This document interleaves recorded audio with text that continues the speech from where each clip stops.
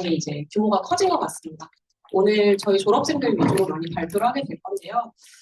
졸업생으로서 굉장히 뿌듯하고 또 이렇게 감사한 마음으로 문상 교수님 한번 모셔보겠습니다. 큰 박수 부탁드립니다.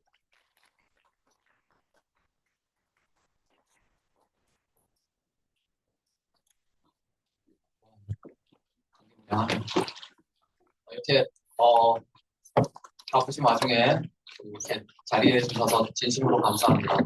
특히 올겨울 내내 처음이었는데 이 정도로 폭설일 줄은 상상도 못했는데 그러니까 경치는 끝내주고 오기는 많이 힘드셨을 것 같습니다.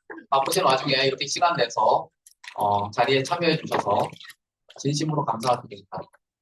제가 2010년 하반기에 카이스트에 부임해서 우리나라에서 처음으로 이제 ICBD 기술 소개하고 그리고 나서 이제 횟수로는 이제 17년 차 그리고 이제 그 기간으로는 15년이 이제 좀 넘은 그와 같은 기간이 흘렀습니다. 그래서 이렇게 했을 때 처음에는 이제 제가 이 기술 소개하고 그랬을 때는 그게 뭐냐 되는 거 맞냐 이거 하는데 한 5년 이상 걸렸고 그다음에 그거 이제 진짜 쓸만한 거냐 생각한 거 이런 얘기하면 한 10년 정도 됐고 그래서 이제는 그래도 좀 자발적으로 좀 하고 싶어 하시는 분들도 챙기시는 것 같고 그래서 좀 기술도 좀 소개해드리고 또 특히 회사나 산업계 이런 쪽에서도 좀 많은 관심 가져주십사 하는 마음으로 이렇게 자리를 만들었습니다. 사실은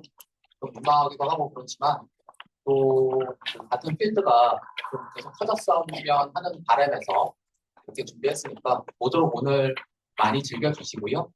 그리고 끝나고 난 다음에 보시고 나서 이게 그래도 여러 가지로 좀 도움이 되겠다 그런 생각을 많이 가지실 수 있는 그런 기회가 됐으면 좋겠습니다. 그러면은 계속해서 오늘 제가 말씀드릴 내용하고 좀 설명드리도록 하겠습니다. 저는 오늘 제 미션은 ICVD 메커니즘 설명드리고 그 다음에 이게 다른 기술하고 비교했을 때 어떻게 장점이 있는지 그거 위주로 주로 설명드리고요.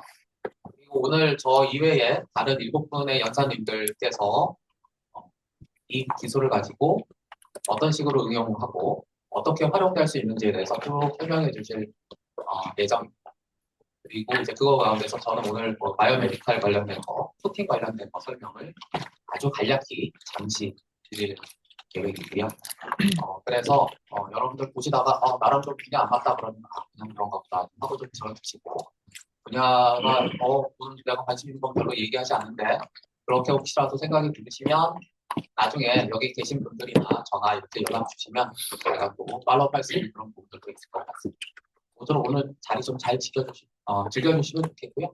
또 그 다음에 오늘 마치고 나서 저녁 식사 자리도 좀 준비가 되어 있으니까 눈 오고 마음 심란하고 그러실 수도 있겠지만 오셔서 식사도 하고 그러고 계셨으면 좋겠습니다. 네, 시작하겠습니다. 네, 기상에서 짐작할 수 있는 고분자 방막이고요. 바이오메디컬 관련해서 말씀드립니다. 네, 그래서 이 기술이 이제 CVD라고 합니다. 그래서 사실은 처음에 이제 이름이 여기 보시는 것처럼 I라고 붙어 있는데 요거 맥락을 조금 좀 설명드리겠습니다. 이게 음성각 I가 아니고요. 아무 상관 없습니다. 그냥 하버드 이렇게 될 거고요. 또 I 있고 M 있고 이래가지고 좀 애매하긴 합니다. CVD라고 하면 우리 반도체에서 많이 쓰이죠. 그래서 요새 주가 많이 오르고 있는데 반도체 장비 주식 갖고 계신 분들은 많이 들어보셨을 것 같습니다. 케미컬 베이퍼 데포지션이라고 해서 반도체에서 주로 많이 쓰이고 있는 채널 소재, 전극 소재, 그리고 절연막 이런 것들 등장할 때 굉장히 많이 쓰이는 거고 반도체 디스플레이 이런 데서 핵심된 공정 기술인데 주로 무기막을 코팅해 왔는데 요 ICBD 공정에서는 유기물을 기상해서 코팅하게 됩니다. 그래서 케미컬이라고 돼 있으니까 C 이게 화학 반응이 있다라는 거고 V는 베이퍼 그러니까 기상에서 화학 반응이 있다는 뜻이고요. D는 디파지션, 그러니까 파이널 프로덕트가 필름이다 그런 뜻입니다. 그래서 요거 하려면은 크게 중요한 건 두 가지입니다. 첫 번째는 들어가는 거하고 파이널 프로덕트하고 달라요. 왜냐하면 들어가는 거에서 화학 반응을 통해서 파이널 프로덕트가 만들어져요. 그래서 들어가는 거는 단량체, 모노머가 들어가고 파이널 프로덕트는 폴리머가 만들어져요. 그리고 이걸 만들기 위해서 필요한 것은 이 화학 반응을 어떻게 설계하느냐. 그게 가장 중요한 건데요. CVD에서 가장 중요한 건 이거를 어떻게 설계하느냐인데 이 쓰이는 화학 반응을 여기 보시는 것 같은 고분자 중합 반응. 그래서 고분자 중합 반응이 조금 어색하신 분들도 계시겠지만 이런 겁니다. 간략하게는 탄소 사이에 이중 결합이 있는데 그 이중 결합 중에 하나가 열리면서 이렇게 사슬로 쭉 자라난다. 이와 같은 형태의 반응이 많이 이루어지고 있습니다. 조금만 더 말씀드리면 어떠한 반응이 됐건 간에 반응이 일어나려면 에너지가 필요합니다. 그 에너지가 필요하고 그렇게 해서 화학 반응이 시작이 되는데 화학 반응은 여기 보시는 것처럼 I라고 하는 게 이니시에이터라고 해서 게시제입니다. 게시제가 깨져서 라디칼이 만들어지고 이 라디칼이 단량체에 전달이 돼서 단량체 라디칼이 만들어지고 여기에 단량체가 계속 추가가 되면 이제 고분자가 됩니다. 분자량이 늘어나고 나중에 이 라디칼이 없어지게 되면 그러면은 파이널 프로덕트로 고분자가 합성이 됩니다.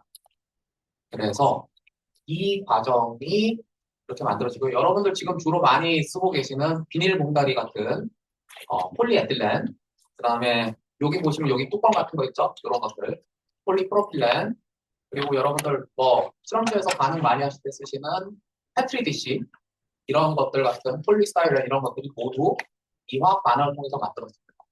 한 나라의 석유화학 캐파를 보통 나타내는데 에틸렌 모노머의 양 가지고 만들거든요. 그걸 가지고 뭐 하냐면 폴리에틸렌 만듭니다. 그런 정도로 이 화학 반응은 정말 많이 알려져 있고 석유화학의 근간이 되는 반응이고 그리고 이미 이 반응이 100여 년의 역사 안에서 노벨상 수상자도 5팀이 나왔습니다. 그래서 굉장히 잘 이스태블리시 되어 있는 과정이고요. ICBD는 이 화학 반응의 기상 버전이다 라고 생각해 주시면 될 것 같습니다. 조금 더 말씀드리면 앞서 말씀드린 것처럼 이 전체 스텝에서 반응이 가야 되니까 에너지가 필요한데 에너지는 여기에서 요거 만들어져요. 그러니까 이니시에이터가 라디칼 만들어지는 요때만 에너지가 필요합니다. 요걸 일단 라디칼만 만들어주고 그 다음 그냥 그래서 요거를 어떻게 에너지를 주느냐가 키입니다. 저희가 이제 썼었던 게 여기 보시는 것처럼 이렇게 R형의 형태로 만들어져 있고 요게 게시제, 그 다음에 이거 육각형은 단량체 이렇게 생각할 수 있습니다. 이 게시제는 우리가 주로 쓰는 게 과산화물을 씁니다. 앞쪽에 자리 많이 있습니다. 그 과산화물입니다. 그래서 ok시전 본드, 페록사이드들. 그러니까 ok시전 본드는 기본적으로 굉장히 본드 강도가 약해요. 그래서 한 150도 정도 되면 깨져서 라디칼이 만들어져요. 라디칼이 만들어지고. 근데 반면에 우리가 쓰는 이 단량체 같은 경우는 스타일렌 혹은 아크릴레이트, 메타아크릴레이트 이런 것들인데 기본적으로 탄소, 산소, 뭐 질소 얘네들이 조합으로 이루어집니다. 얘네들 조합으로 이루어지다 보니 이런 경우에 탄소의 결합이 깨지는 온도는 350도 이상 되어야 보통 깨집니다.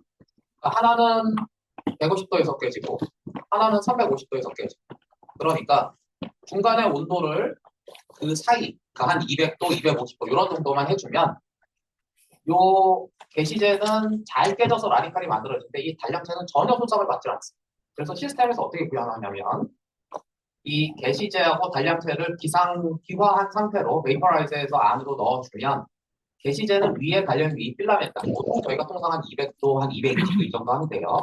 여기서 해주면 얘네들이 깨지고 얘네들은 똑같이 돌아다니다가 여기서 전혀 손상받는 거 없고 하부 기판에 흡착이 됩니다. 그러면 얘네들이 깨져서 라디칼이 만들어지면 라디칼이 기판에 전달이 돼서 활성화가 되고 이 활성화된 라디칼들끼리 서로 좌우에서 토독토독 부딪히면서 번들을 이루고 그러면서 표면에서부터 샥 성장하는 이와 같은 형태로 고분자 중합 반응이 만들어집니다. 그래서 뭐 말은 복잡한데 실제로 돌릴 때는 여기 보시는 것처럼 진공 체인버 빈 통 안에 위쪽에 필라멘트 박혀 있고 아래쪽에 기판만 있는 아주 대단히 단순한 구조로 이루어져 있습니다. 밑에 기판 온도는 4원에 가깝고요. ALD랑 똑같은데 ALD의 위쪽에 이러한 열원만 조금 있다. 정도로 생각하시면 좋습니다. 그래서 상당히 단순한 장비고요. 그래서 실제로 저희가 공정을 제어를 할 때는 게시제하고 단량체가 들어가는 주입량, 그 다음에 이 시스템의 압력, 그 다음에 필라멘트 온도, 기판 온도, 이와 같은 것들을 제어하면서 우리가 원하는 불성들을 만들 수가 있습니다. 그래서 실제로 저희 시스템 이렇게 해서 보면은 저희가 실제로 가지고 있는 체인버를 이제 만든 건데요. 이곳에 이 까만 게 게시제, 파란 게 단량체. 그래서 게시제가 들어온 위에 필라멘트에서 활성화가 돼서 이 노란색 아디칼이 만들어지고 가구 깃판에 부착된 단량체하고 이 노란색 아디칼이 서로 이렇게 충돌충돌하면서 이렇게 깃판이 그 고분자 방막으로 코팅된 이와 같은 형태로 만들어집니다. 그래서 실제로 저희가 공정하고 할 때 그렇게 크게 복잡하지 않게 실제로 만들면 쉽게 고분자 방막 합성하는 게 가능합니다. 그러면 이게 이제 장점이 있어야 되겠죠. 사실은 저희가 이제 고분자를 가지고 뭔가를 만든다라고 하면은 대부분의 경우는 크게 두 가지예요. 그러니까 고분자를 용융을 시켜서 멜트 해가지고 그래서 뭐 폴리에틸렌 비닐 같은 거 멜트 해가지고 바람 불어가지고 비닐 봉다리도 만들고 또 폴리프로필렌 이런 게 해서 주물에다가 틀에다가 콩콩 찍어가지고 바가지 같은 거 만들고 뭐 이런 것들을 많이 합니다.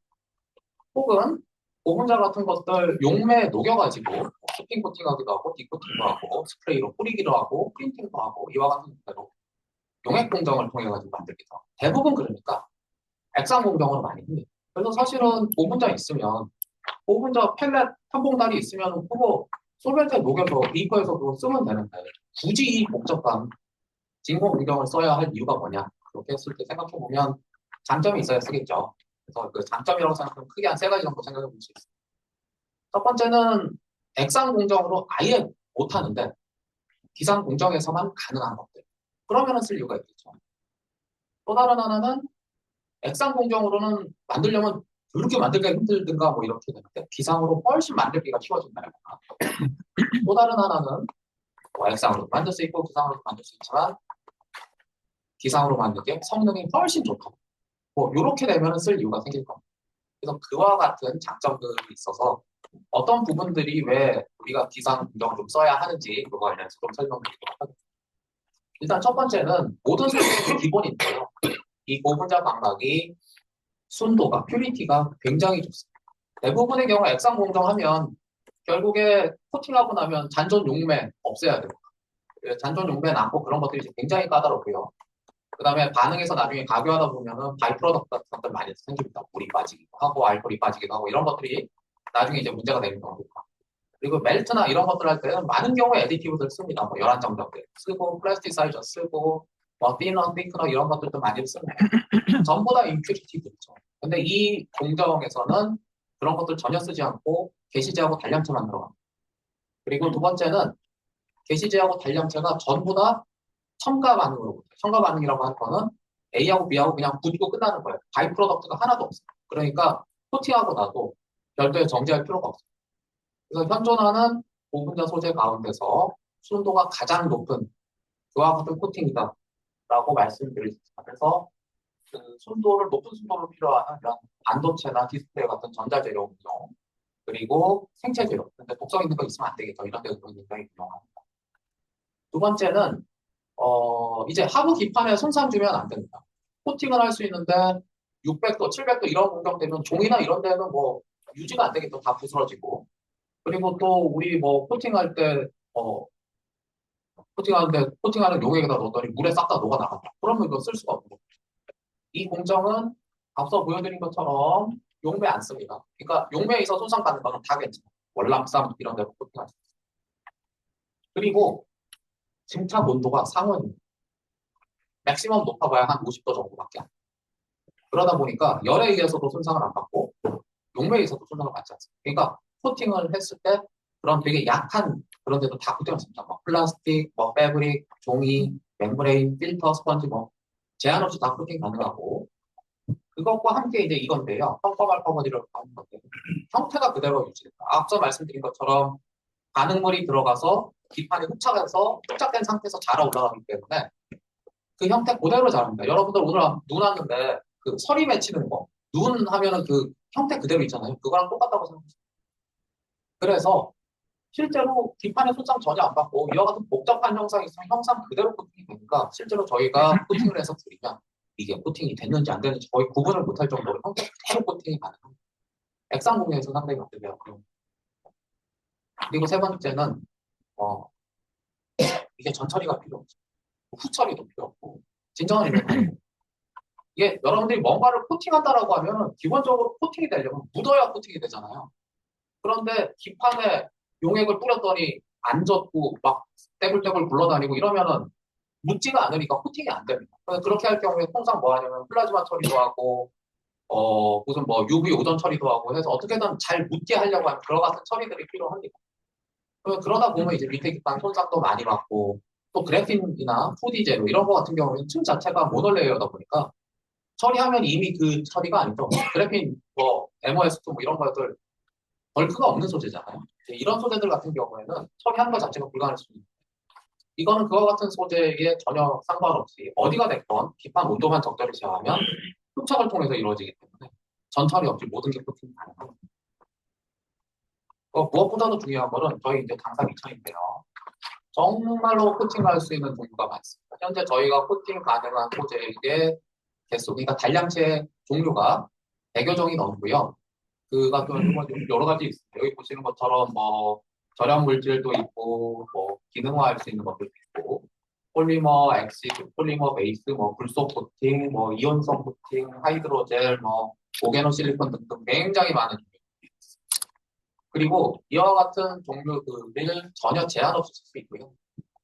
그리고 이제 이런 것들 쓸 때 예를 들면 뭐 얘만 쓰냐 그렇지도 않습니다. 얘하고 필요하면 같이 섞을 수도 있어요. 우리 뭐 많이도 섞죠. 이제 고분자에서는 공중압이라고 합니다. 공중합체도 만들 수가 있는데 섞을 때 액상에서 되게 어려운 게 뭐냐면 안 섞이면 힘들어요. 그러니까 물하고 기름하고 안 섞이는 거죠. 그럼 못 섞겠죠. 그런데 기상에서는 페이스 세퍼레이션이 없어요. 그러니까 물하고 기름하고 안 섞이지만 수증기하고 기름 두 개가 완전히 섞이거든요. 그래서 어떠한 것들이 되더라도 조성에 무관하게 뭐든지 균일하게 믹스할 수 있어요.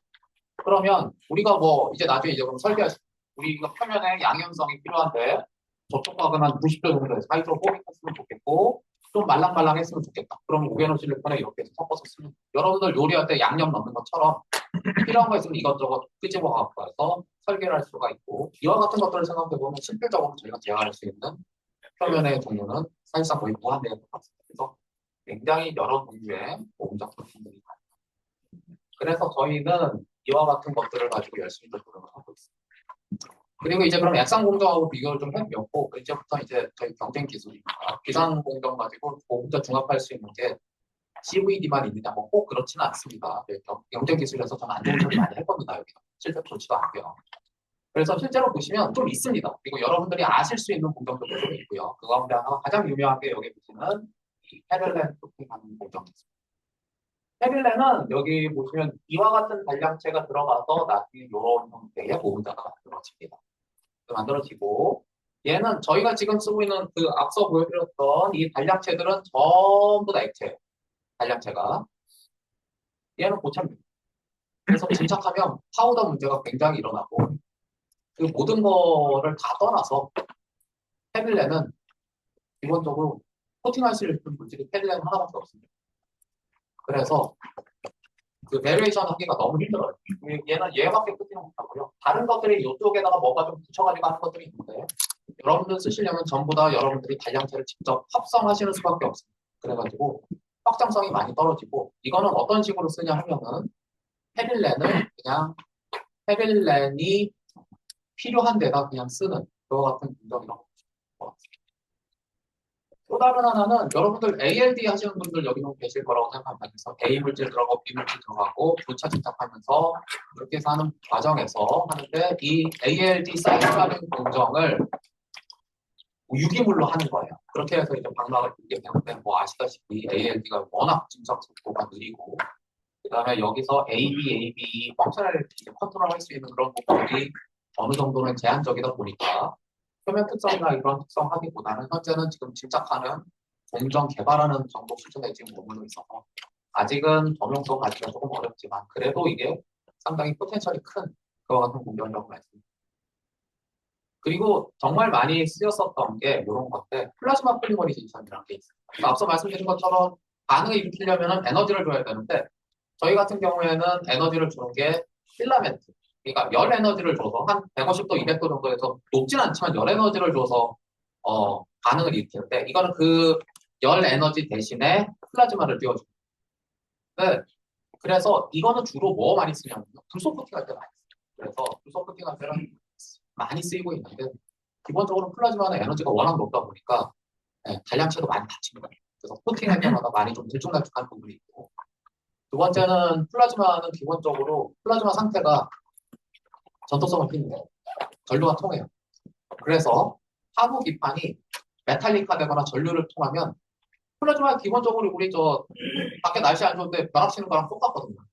그래서 벼락 치면 좀 아크가 튀고 이런 부분들이 있어가지고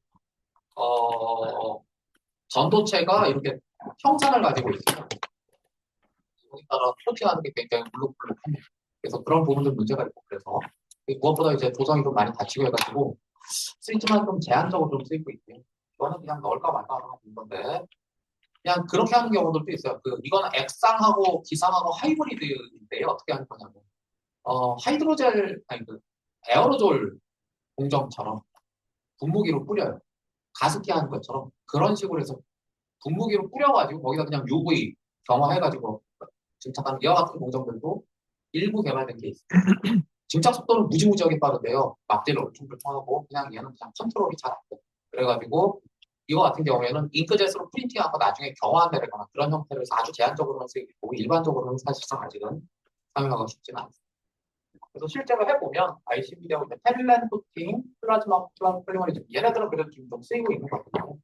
실제로 해보면 여러 가지 장점과 맞게 ICVD가 사실 비교 대상은 아닙니다. 훨씬 월등하게 좋은 특성들을 가지고 있는데 그런데 그럼 왜 얘네들 쓰고 있느냐 하면 이유는 단순합니다. 이 패들렛 코팅 여러분들 그냥 구글에서만 금방 찾아보셔도 장비 금방 사실 수 있습니다. 하는 것들이 있고 또 학교에서 쓸 수 있을 정도 그렇게 고가가 아닌 형태로 판매하는 것들이 있고 플라즈마 폴리머리제이션은 여러분 뭐 PECVD, MOCVD에서 장비들이 워낙 잘 알려져 있고 그러다 보니까 이런 것들도 그런 장비에서 쉽게들 많이들 씁니다. 그러니까 억세서빌리티가 좋다 보니 활용하는 부분들이 좀 제법들 나오는데 여전히 성능 자체는 ICB보다 떨어집니다. 그럼 얘네들 가장 큰 차이는 뭐냐면 성능은 이게 훨씬 좋고 면접 보시면 아시겠지만 이게 훨씬 위쪽에 나옵니다. 아직 좀 성숙도가 좀 떨어집니다. 그래서 이게 흔히 국산화 주도도 가능한 기술이고 그래서 이게 여러분들이 범용으로 쓰실 수 있는 그러면서도 아주 저가로 그래서 저희야 뭐 단량치 100개씩 하지만 여기 계신 분들은 내가 쓰고자 하는 코팅 한두 가지면 되실 거거든요.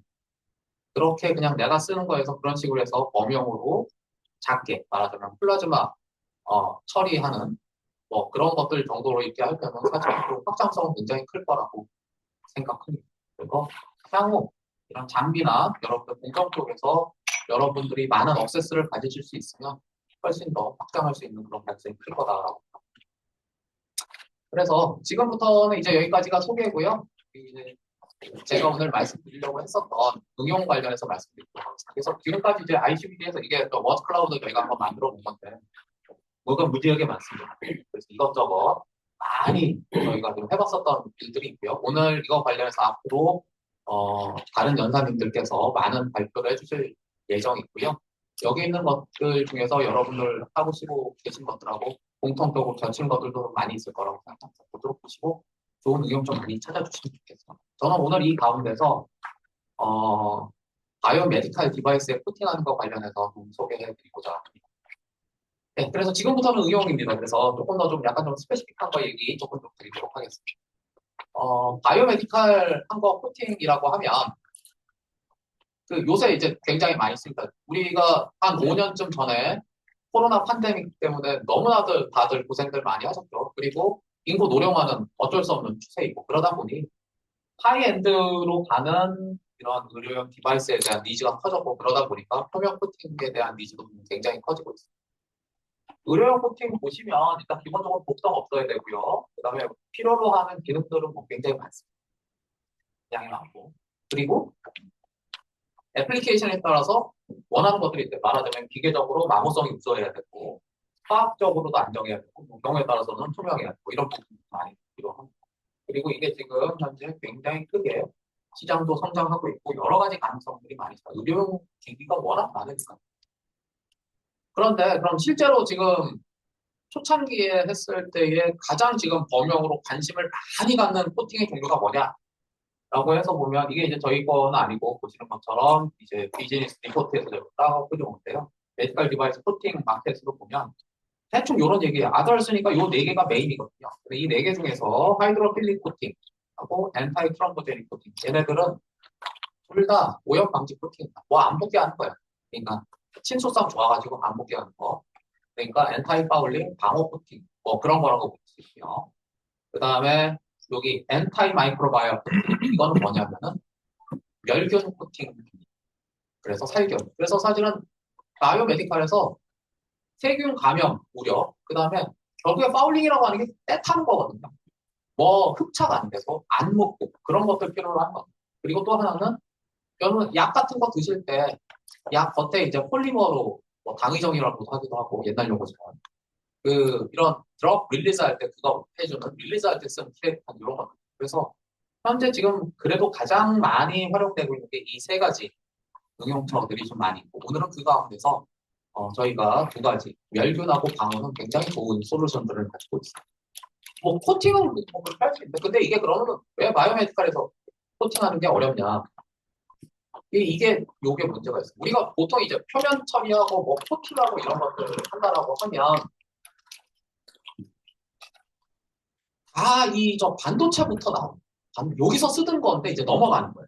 넘어가는데 반도체 제품을 보면 이게 이렇습니다. 일단은 얘네들 보면 웨이퍼가 됐건 뭐 패널 기판이 되거든. 일단 평평해요.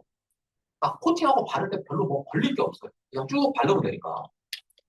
그리고 그 얘네는 그리고 필요로 하는 코팅도 뭐 그냥 다 그놈이에요. 비슷비슷한 거. 그래서 뭐 HMDS 코팅 같은 거, 뭐 액이 좀 잘 적혀. 플라즈마 처리 뭐 대략 요런 정 그리고 얘네들 무기물이죠. 네, 실리콘 웨이퍼, 뭐 글라스 기판. 그러니까 500도, 600도 원하는 대로 그냥 마음껏 온도 올릴 수도 있고.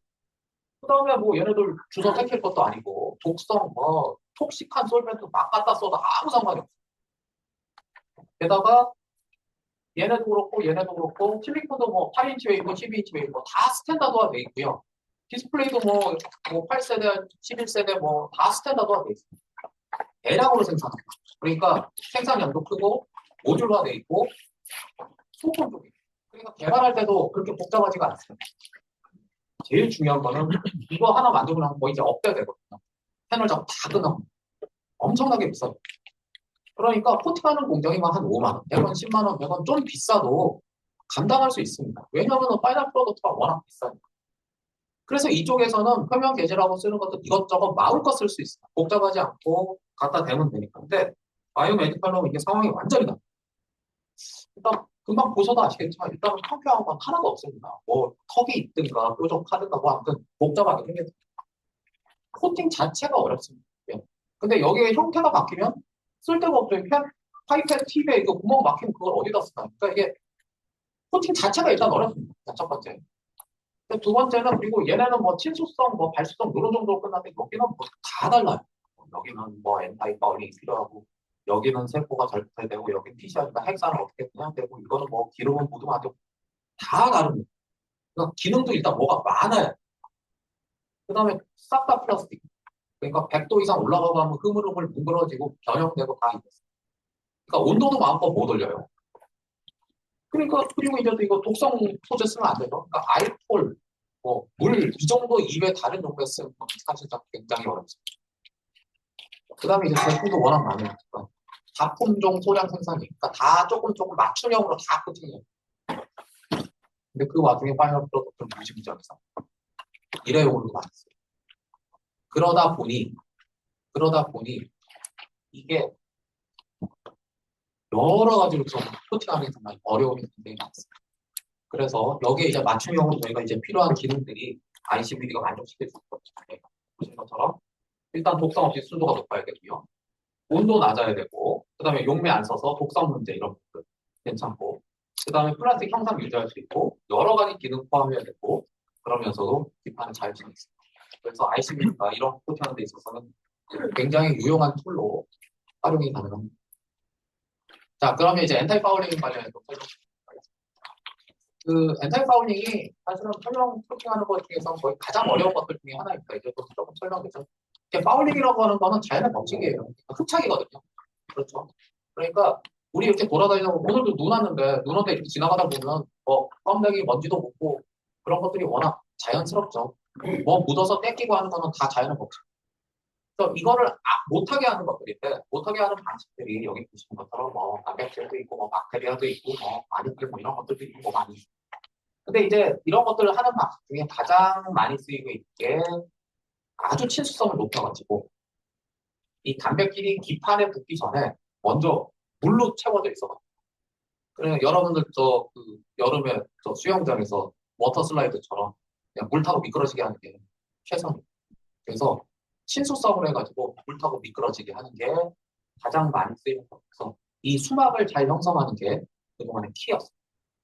그래가지고 지금까지 나와 있었던 엔타이 파울링 코팅들 보시면 여기 보시면 히마 여러분들 뭐 잘 모르시는 분들 계실 텐데 여기에 여러분들 그 컨택트 렌즈 쓰시고 계신 분들 많이 쓰고 계십니다. 그 렌즈 물질이에요.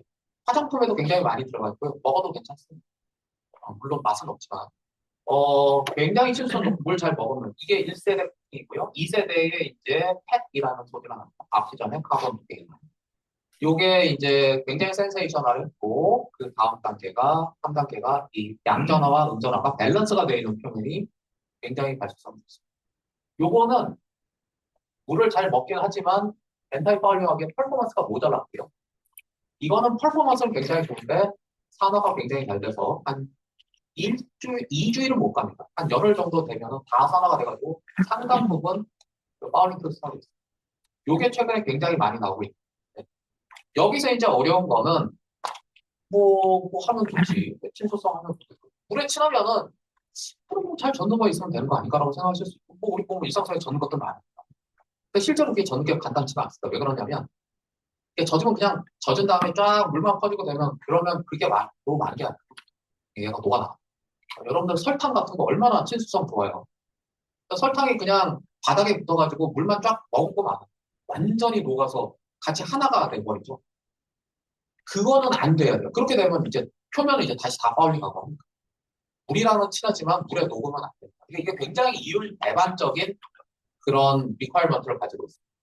그래서 안 녹게 하려고 밑에다 어떻게든 붙이려고 별짓들을 다 합니다. 뭐 샘 처리도 하고 가교도 시키고 어디전 레이어 시키고 뭐 케미칼 리키죠. 그러니까 여기는 엄청나게 물에 잘 녹는 건데 녹으려고 발버둥 치는데 밑에서 꽉 잡고 있어야 안 녹는 거거든요. 요거를 그대로 구현하는 게 굉장히 어렵습니다. 그래서 친수성이 굉장히 높은 안정적인 표면 무지하게 어렵습니다. 그래서 이거 하려고 해서 여태까지도 아직 성적이 좋지가 않은데 저희가 굉장히 좋은 것들을 찾았고요.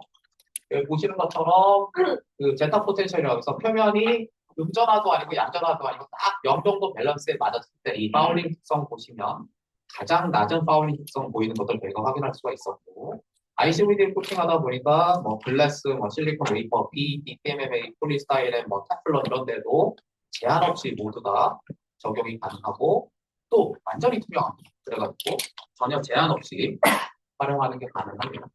멘탈 파울링 할 때 보시면 이게 그 여러분들 그 병원에서 저 알부민 주사 맞는 그 알부민이에요. 알부민 같은 것들도 파울링 전혀 없고 파이브로블라스트 이와 같은 세포도 전혀 붙지 않고 그 다음에 여기 보시는 것처럼 실리콘 웨이퍼 같은 것들 이게 그 대장균, 포도상구균 그런 것들인데 여기 보시면 엄청나게 붙거든요. 핵 같은 경우는 초기에는 괜찮고 한데 이게 시간이 가면 엄청나게 많이 붙죠. 저희 표면은 전혀 붙지 않고 그다음에 혈액 같은 거 안 붙게 하는 거 굉장히 중요해요. 혈액도 전혀 붙지 않고 우유도 잘 붙죠. 이와 같이 해서 안 붙게 잘 만들 수가 있고요. 앞서 말씀드린 것처럼 장기 안정성이 굉장히 중요한데 보시는 것처럼 특히 pH 1부터 pH 13까지 그러니까 아주 강산 부터 아주 강한 염기성까지 전 범위에서 엔타이 파울링 특성을 나타내고 있고 pH 1에서는 저희가 2주 이상 버티면 돼요. 지금 pH 1에서 5시간 버티는 게 없습니다. 근데 저희가 2주 이상 버텨서 안정성이 굉장히 좋아졌고 이 얘기는 밑에서 잡고 있을 수 있는 안 녹게 잘 잡고 있는 아주 굉장히 좋은 케미스트를 찾았다는 보시면은 뿐만 아니라 그 과산화수소 소독약 그다음에 락스, 표백제, 알콜 뭐 이런 데에도 파일링 구성들이 잘 유지돼서 안정성이 굉장히 좋고 향상된 저희가 코팅 기술도 가지고 그래서 향후 이와 같은 것들 가지고 바이오메디컬한 디바이스에서 뭐 스텐트, 뭐 힙 조인트, 뭐 치과용 임플란트, 컨택트 렌즈 뭐 이와 같은 다양한 바이오메디컬 디바이스에서 굉장히 유용하게 활용될 수 있을 것이라고 기대합니다. 여기 보시는 것처럼 이게 또 연식성도 있고 저와 땡기면 잘 늘어나기도 합니다. 그래서 카테터 이런 데도 활용 가능하고요. 그다음에 가려놓으면 가린 데는 안 돼요. 그리고 이제 너플 된 데가 있고 그래서 원하는 때는 우리가 또 패턴도 가능하고 그래서 여러 가지 유용하게 활용할 수 있습니다. 그리고 이제 저 시험 관계상 이제 멸균도 조금 더 있습니다. 여러분들 그 멸균이라고 하는 것들 보시면 그 뭔가 균을 죽인다라고 하면 여러분들 딱 생각나는 게 있죠. 농약 뿌리면 다 죽지. 그래서 농약으로 죽이든가 그 다음에 뭐죠? 파리채를 이렇게 때려잡는 거예요. 때려잡는 거. 이거 두 가지입니다. 농약이 효과는 무지하게 좋습니다. 직방 죽죠. 네, 직방 죽는데 농약 썼을 때 문제점은 딱 두 가지입니다. 첫 번째는 박테리아도 죽는데 나도 죽는 거 아닌가. 독성 문제죠. 아무리 무독성 농약이라고 해도 마시고 싶지는 않죠. 일단 독성 문제가 있습니다. 두 번째는 약 떨어지면 효과가 없어요. 그죠? 계속 가지는 않고 계속 약을 쳐줘야 돼요. 이제 그 두 가지가 한계가 있어요. 이게 이제 때리는 거는 우리 찰싹찰싹 맞으면 아프긴 해도 죽지는 않거든요. 그래서 이제 이런 부분이 효과 이쪽이지만 아시다시피 이게 잡는 게 한계가 있어요. 그래서 보통은 장기 안정성이나 이런 부분들이 좀 약해요.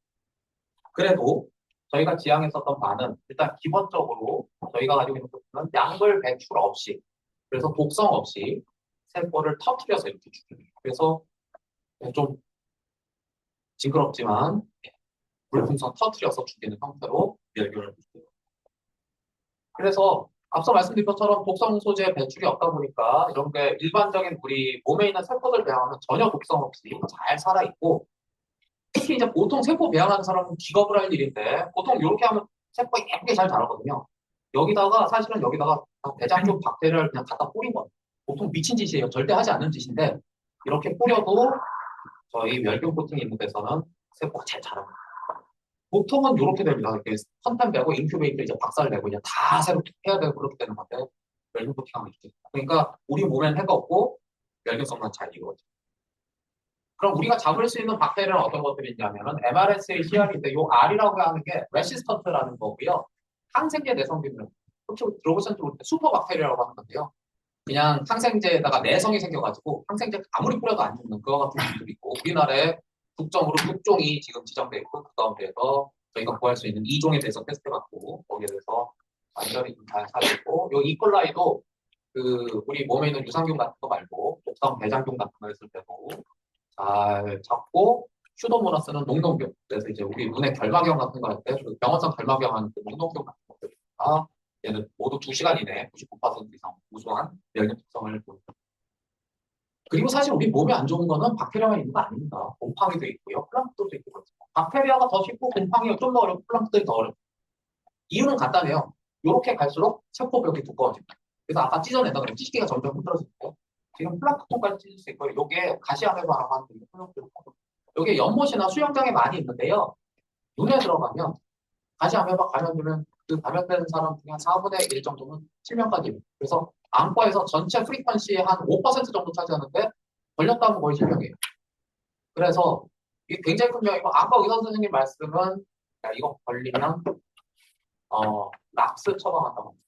눈이 아파도 락스로 지금 약이 없어요. 근데 이제 저희 포커팅 이렇게 완전히 다 묶어가지고 다 잡아주길 수가 있고 그래서 현재 나와 있는 것들 가운데서는 거의 가장 우수한 것들 중에 하나입니다. 특히 이제 아까 보여드렸던 안구 관련해서 제가 동물 실험 통해서 토끼 감마, 사람 감마에 다 테스트했고 이게 녹농균이라고 해서 실제로 보면 파란색이 이렇게 있는데 처리 안 되고 감염시켜 이렇게 많이 되는데 저희가 코팅한 거 체크하면 상당히 많이 들었죠. 여러 가지 멸균 성능도 굉장히 우수하고요. 그리고 투명도도 굉장히 있고 이게 가장 중요한 게 이렇습니다. 보통은 멸균 코팅이 펄펑성이 그냥 급전직하 금방 다 팍팍 떨어지거든요. 여러분들 코로나 때 왜 엘리베이터 앞에다가 멸균한다고 뭐 테이프 붙여놓고 이거 누르는 거 있었잖아요. 그 쓸데없는 일이었습니다. 붙여놓고 나서 한 3일 지나면은 그냥 손에 찢기만 묻는 거지 아무 효과 없는 거예요. 대부분 다 금방 죽습니다. 그런데 지금 현재 나와 있는 것 중에서 가장 긴 보관하면서 2달 이상 완벽하게 멸균 성능이 나왔고 지금 현재 나와 있는 레퍼런스 전부 다 걸어서 찾아봤을 때도 압도적으로 가장 우수한 여기 정보를 가지고 보시는 것처럼 이렇게 연신성의 부여도 가능하고 그래가지고 이런 스텐트나 카테터 이와 같은 데도 할 수 있고 바이오메디컬한 데는 말랑말랑하고 딱딱한 거 우리 몸에 들어가야 되니까 그러한 기계적 구성 이런 부분 고려해야 될 부분들이 많은데 그런 것들도 다 대부분 잘 만족을 합니다. 그리고 뭐 요새 이제 이런 공조 같은 데도 멜로 그런 건 많이 필요하죠. 그래서 필터에도 여기가 코팅점 코팅 전혀 구분 되지 않습니다. 똑같고요. 그렇지만 코팅하고 구분은 안 되지만 균들 뿌려보면 여기는 뭐 엄청나게 잘하는데 전혀 다르지 못한 수가 있고 네, 전혀 복성 없이 좋습니다. 그래서 멸균 이런 것들도 정말 범용으로 많이 쓸 수 있어요. 이제 궁극적으로는 우리 저 요새 1인 가구들도 많고 해서 푸드 패키징 같은 거 할 때 우리 저 냉장고에 죽어나가고 있는 음식들이 얼마나 많습니까? 그런 거 할 때도 굉장히 유용하게 쓸 수가 있어요. 그래서 바이오메디컬하는 데서 이런 식으로 넣는 게 있고 사실은 기능은 다른 기능도 많이 있는데 오늘 또 다른 연사님께서 많이 소개해 주세요.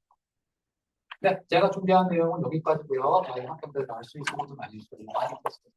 제가 저 오늘 질문을 많이 하실지 어떨지 몰라서 그냥 일단 시간 그냥 딱 타이트하게 맞춰서 했는데요. 이 정도 마치고 혹시 질문 있으시면 한 가지 두 가지 정도만 받고 그리고 저 오늘 하루 종일 여기 있을 테니까 중간에 궁금한 거 있으면 언제든 질문 주시면 좋겠습니다. 네, 마치겠습니다. 감사합니다. 네, 감사드립니다.